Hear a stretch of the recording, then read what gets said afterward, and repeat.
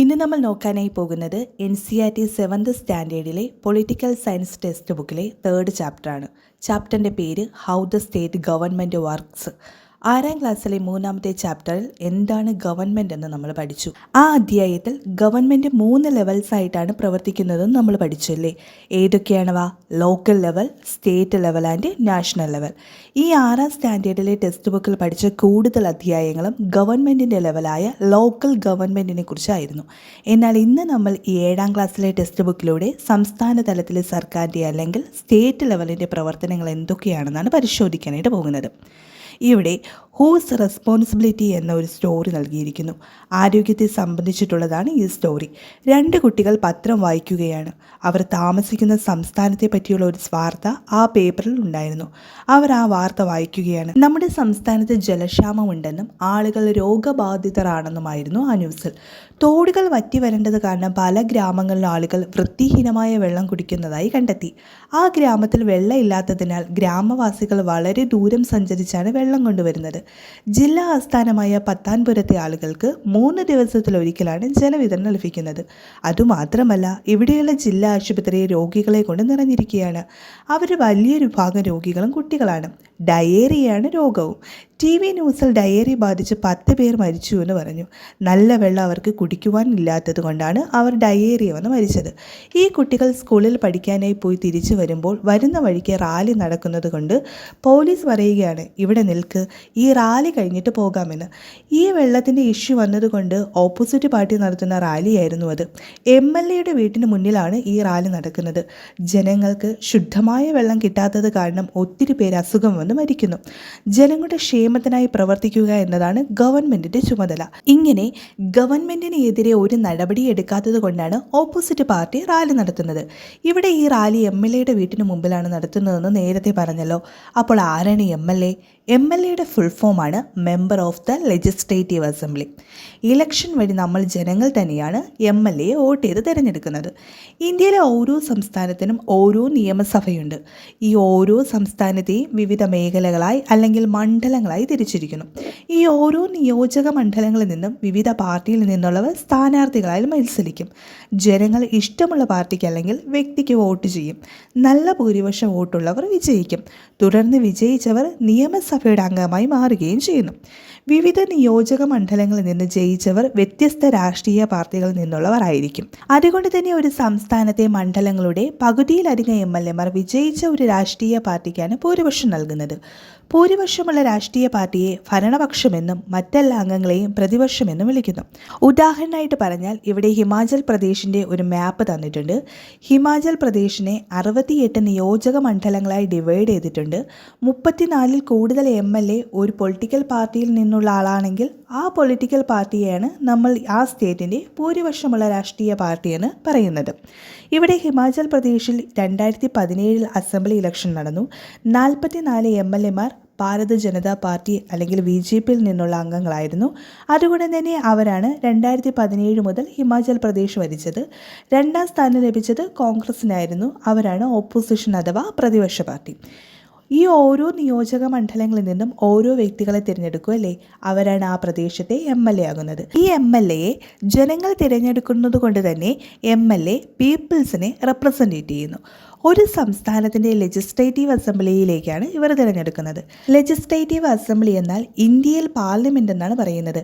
അതുപോലെ ഓരോ സംസ്ഥാനങ്ങളെയും സംബന്ധിച്ചിട്ടുള്ള നിയമങ്ങൾ ഉണ്ടാക്കുന്നത് ഇത്തരത്തിലുള്ള ലെജിസ്ലേറ്റീവ് അസംബ്ലി ആയിരിക്കും. ഇതിനു വേണ്ടിയാണ് നിയോജക മണ്ഡലങ്ങളിൽ നിന്ന് MLAമാരെ തിരഞ്ഞെടുക്കുന്നത്. നമ്മുടെ കേരളത്തിൽ 140 നിയോജക മണ്ഡലങ്ങളാണുള്ളത്. ഇനി ഭൂരിപക്ഷം കിട്ടാത്ത MLAമാരുണ്ടല്ലോ, അവരാണ് പ്രതിപക്ഷം എന്ന് പറയുന്നത്. ഇവരിൽ നിന്ന് പ്രതിപക്ഷ നേതാവിനെ തിരഞ്ഞെടുക്കും. ഏറ്റവും കൂടുതൽ ലീഡ് കിട്ടിയ ഓപ്പോസിഷൻ പാർട്ടി ഏതാണോ അതിൽ നിന്നാണ് പ്രതിപക്ഷത്തെയും പ്രതിപക്ഷ നേതാവിനെയും തിരഞ്ഞെടുക്കുന്നത്. ഇങ്ങനെ ഈ തിരഞ്ഞെടുപ്പുകൾക്കെല്ലാം ശേഷം വിജയിച്ച പാർട്ടിയിലെ MLAമാരെല്ലാം ചേർന്ന് മുഖ്യമന്ത്രിയാകാനുള്ള ആളെ തിരഞ്ഞെടുക്കും. ഇങ്ങനെ തിരഞ്ഞെടുക്കുന്ന വ്യക്തി മുഖ്യമന്ത്രിയാകുകയും തുടർന്ന് ഈ മുഖ്യമന്ത്രി മറ്റുള്ള മന്ത്രിമാരെ തിരഞ്ഞെടുക്കുകയും ചെയ്യുന്നു. ഈ മുഖ്യമന്ത്രിയെയും മന്ത്രിമാരെയും അപ്പോയിൻമെൻറ്റ് ചെയ്യുന്നത് ഗവർണറാണ്. ഗവർണർ അപ്പോയിൻമെൻറ്റ് ചെയ്യുന്നത് സ്റ്റേറ്റിലാണ്. സെൻട്രലാണെങ്കിൽ പ്രസിഡന്റിനാണ് ഈ ചുമതല. ഗവർണറെ അപ്പോയിൻമെൻറ്റ് ചെയ്യുന്നത് സെൻട്രൽ ഗവൺമെൻറ് ആണ്. ഈ സ്റ്റേറ്റ് ഗവൺമെൻറ്റിൻ്റെ റൂൾസ് ആൻഡ് റെഗുലേഷൻസ് നടപ്പാക്കുന്നുണ്ടോ എന്ന് നോക്കാനായിട്ടാണ് ഗവർണറിനെ അപ്പോയിൻമെൻറ്റ് ചെയ്തിരിക്കുന്നത്.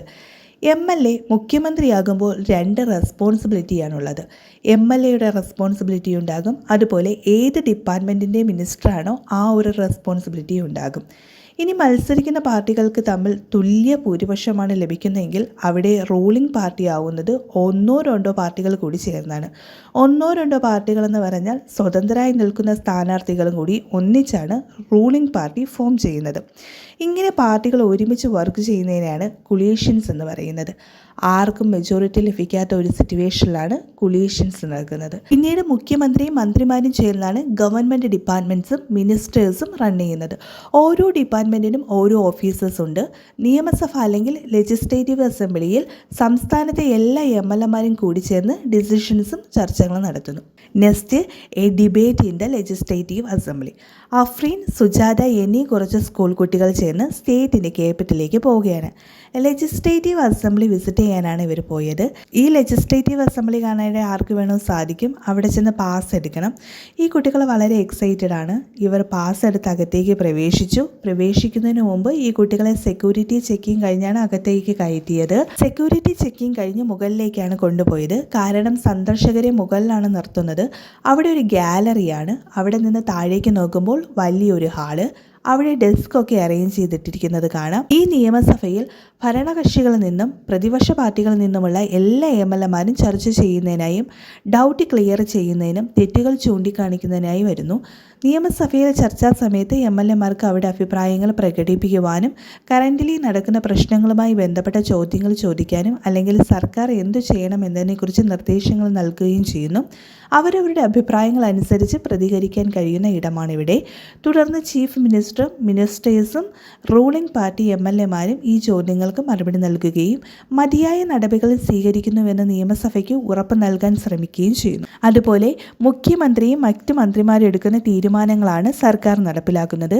ഈ തീരുമാനങ്ങൾ നടപ്പിലാക്കുന്നതിന് മുമ്പ് എടുക്കുന്ന തീരുമാനങ്ങളെ നിയമസഭാ അംഗം അംഗീകരിക്കണം. നിയമസഭയിലെ ചർച്ചകളൊക്കെ എങ്ങനെയാണ് നടക്കുന്നതെന്ന് കൂടുതൽ മനസ്സിലാക്കുന്നതിനായി ഇവിടെ ഒരു ഡിബേറ്റ് രൂപത്തിൽ ഒരു ഉദാഹരണം നൽകിയിരിക്കുന്നു. 6 MLAമാർ ചേർന്നാണ് ഇവിടെ ഡിബേറ്റ് നടത്തുന്നത്. ഇവരുടെ ഡിബേറ്റ് നോക്കുമ്പോൾ നമുക്ക് മനസ്സിലാകും ആരൊക്കെയാണ് റൂളിംഗ് പാർട്ടിയിലുള്ളതെന്നും ആരൊക്കെയാണ് ഓപ്പോസിഷൻ പാർട്ടിയിലുള്ളതെന്നും. MLA 1 പറയുകയാണ്, എൻ്റെ മണ്ഡലമായ അഖണ്ഡഗാവ കഴിഞ്ഞ 3 ആഴ്ചയ്ക്കിടെ ഡയേറിയ മൂലം 15 മരണങ്ങളുണ്ടായി. സാങ്കേതിക വിദ്യ ചാമ്പ്യനാണെന്ന് സ്വയം പ്രഖ്യാപിക്കുമ്പോൾ ഡയേറിയ പോലുള്ള ഒരു ലളിതമായ പ്രശ്നത്തിൻ്റെ സാഹചര്യം പരിശോധിക്കാൻ ഈ സർക്കാരിന് കഴിയാത്തത് ലജ്ജാകരമാണെന്ന് ഞാൻ കരുതുന്നു. സ്ഥിതിഗതികൾ നിയന്ത്രണ വിധേയമാക്കാൻ അടിയന്തര നടപടി സ്വീകരിക്കാൻ ആരോഗ്യമന്ത്രിയുടെ ശ്രദ്ധയിൽപ്പെടുത്തണമെന്നാണ് ഇദ്ദേഹം പറയുന്നത്. ഇനി MLA 2 പറയുന്നത് ഗവൺമെൻറ് ഹോസ്പിറ്റലിനെ കുറിച്ചാണ്. എന്തുകൊണ്ടാണ് സർക്കാർ ജില്ലയിലെ ആശുപത്രിയിൽ വേണ്ടത്ര ഡോക്ടർമാരെയും സ്റ്റാഫിനെയും നിയമിക്കാത്തത്? ഇതൊരു പകർച്ചവ്യാധിയാണ്. ആയതുകൊണ്ട് തന്നെ വലിയൊരു ഭാഗം ആളുകളെ ഈ അസുഖം ബാധിക്കുകയും അസുഖം വ്യാപിക്കുകയും ചെയ്യുന്ന ഈ സാഹചര്യത്തെ എങ്ങനെ നേരിടാൻ സർക്കാർ പദ്ധതിയിടുന്നുവെന്ന് അറിയുവാനും ഞാൻ ആഗ്രഹിക്കുന്നു. Next, MLA 3. എൻ്റെ നിയോജക മണ്ഡലമായ തോൾപ്പെട്ടിയിലും ജലക്ഷാമ രൂക്ഷമാണ്. സ്ത്രീകൾ 3-4 കിലോമീറ്റർ സഞ്ചരിച്ചാണ് വെള്ളം ശേഖരിക്കുന്നത്. ജലവിതരണത്തിനായി എത്ര ടാങ്കറുകൾ സർവീസ് നടത്തിയിട്ടുണ്ട്? എത്ര കിണറുകളും കുളങ്ങളും വൃത്തിയാക്കി അണുവിമുക്തമാക്കി എന്ന ചോദ്യങ്ങളാണ് MLA 3 ചോദിക്കുന്നത്. Next, MLA 4.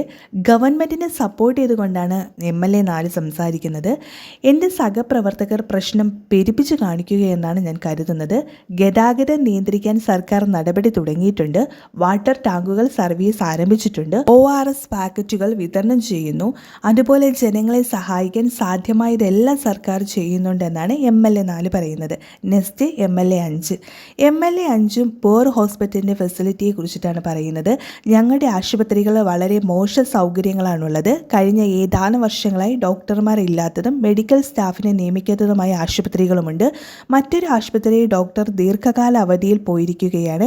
ഇത് വളരെ ലജ്ജാകരമാണ്. സ്ഥിതി വഷളായതിൽ നിന്ന് കൂടുതൽ വഷളാകുകയാണെന്ന് ഞാൻ കരുതുകയാണ്.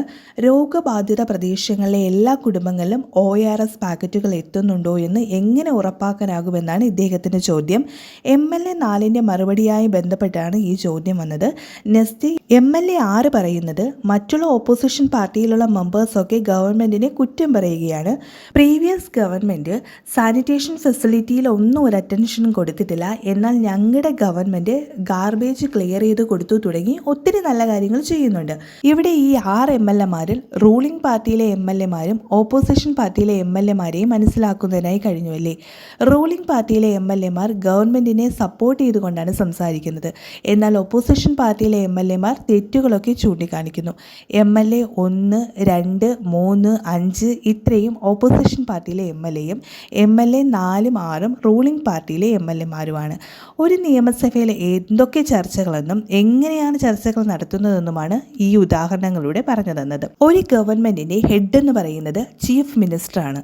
അതിൻ്റെ താഴെ മിനിസ്റ്റേഴ്സ് ഉണ്ട്, അതിൻ്റെ താഴെ MLAമാരുണ്ട്.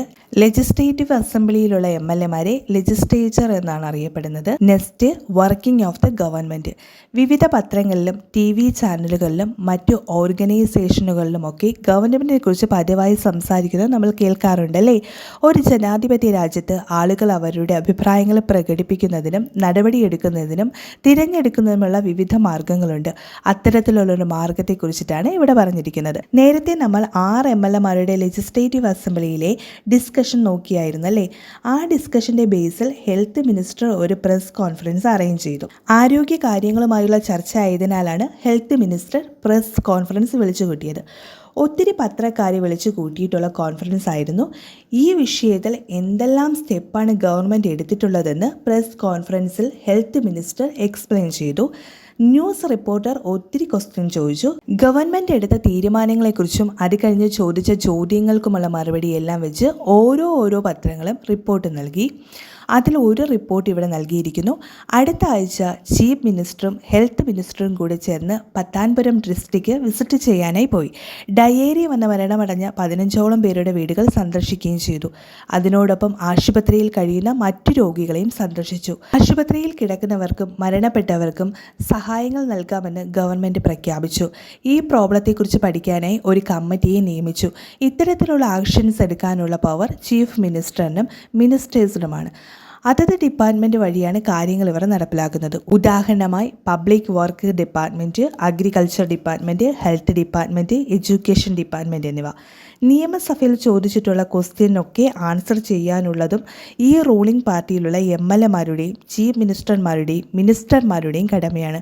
ഏതെങ്കിലും ഒരു പ്രശ്നം വരുമ്പോൾ ന്യൂസ് പേപ്പറിലൂടെയും TVയിലൂടെയാണ് ജനങ്ങൾ അറിയുന്നതല്ലേ. അതുകൊണ്ട് തന്നെ ന്യൂസ് പേപ്പറിനും TV ചാനലിനും മറുപടി നൽകേണ്ടത് ഗവൺമെൻറ്റാണ്. സാനിറ്റേഷൻ ഹെൽത്ത് ഫെസിലിറ്റീസിനെ പ്രൊമോട്ട് ചെയ്യാനുള്ള നിയമങ്ങൾ ഉണ്ടാക്കാൻ ഗവൺമെൻറ്റിന് അധികാരമുണ്ട്. ഉദാഹരണമായിട്ട് അർബൻ ഏരിയയിലൊക്കെ ടോയ്ലറ്റ് ഫെസിലിറ്റി ഉണ്ടോ എന്നുള്ളത് മുനിസിപ്പൽ കോർപ്പറേഷനോടാണ് ചോദിക്കുന്നത്.